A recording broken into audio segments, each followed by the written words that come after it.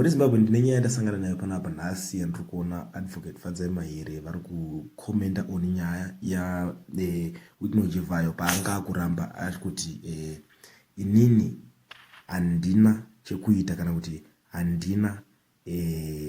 handisiri ndakataura maaudios aya. So pane akanyora machapters. So pachapter number 8 ndo paakati I give my personal undertaking to cause a comprehensive investigation of this matter through the appropriate state authorities whose findings will be made available in the public interest.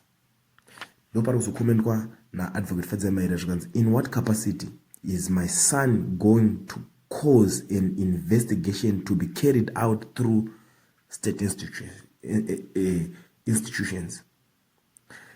Zvikanzi, what power does he have to make state institutions jump or to determine what's in the public interest?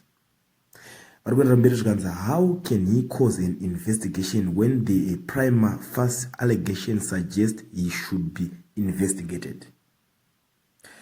Can he not see that he is proving the truth of those audio recordings, i.e. kuti akabata zvese kuti we need new leaders?